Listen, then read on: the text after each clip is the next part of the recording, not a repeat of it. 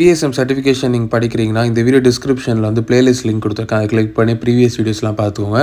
போன வீடியோல வந்து நம்ம டெவலப்பர்ஸ் வந்து தனியா நம்ம ஸ்க்ரம் டீம்ல டெவலப்பர்ஸ் தனி டீமா நம்ம பிரிக்க மாட்டோம் அப்டின்னு சொல்லியிருந்தோம். இந்த வீடியோ வந்து எத பத்தி பார்க்க போறோம் பார்த்தீங்கன்னா, டெவலப்பர்ஸ்க்கு ஏன் தனியா டைட்டில் ஆஃப் ஸ்பெஷலைசேஷன் இல்ல அப்டின்னு நம்ம பார்க்க போறோம்.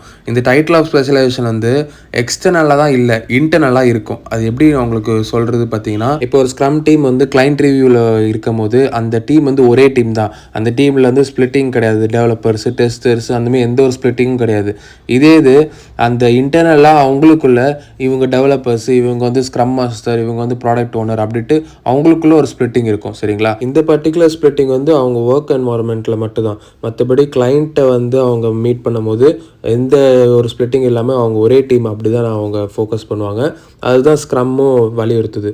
அதுக்கப்புறம் ப்ராடக்ட் ஓனர்னால் என்ன பார்த்தீங்கன்னா, ப்ராடக்ட் ஓனர் வந்து அந்த ப்ராடக்ட் கோலை வந்து எவ்வளோ தூரத்துக்கு மேக்ஸிமைஸாக வேல்யூவாக நம்ம கொடுக்க முடியும் அப்படின்ட்டு அவர் வந்து மெயின் ஃபோக்கஸ் பண்ணுவார். இப்போ ப்ராடக்ட் ஓனரோட மெயின் டியூட்டி என்ன பார்த்தீங்கன்னா, ப்ராடக்ட் ஓனர் தான் அந்த ப்ராடக்ட்டுக்கு உண்டான சின்ன சின்ன ஸ்ப்ரிண்ட் ரெடி பண்ணுறாங்க பார்த்தீங்களா, அதாவது சின்ன சின்ன வேல்யூ.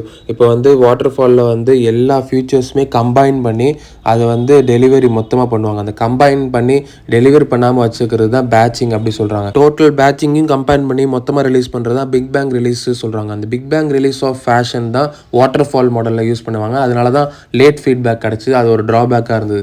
இதே ஸ்க்ரம்மில் வந்து பார்த்தீங்கன்னா, உங்களுக்கு வந்து ஏர்லி ஃபீட்பேக் கிடைக்கிறதுனால உங்களுக்கு ஒரு சின்ன சின்ன ஒரு இன்க்ரிமெண்ட் ப்ராடக்ட் டெவலப்மெண்ட்டையும் அவங்க வந்து ப்ரொடக்ஷனில் போட்டுருவாங்க.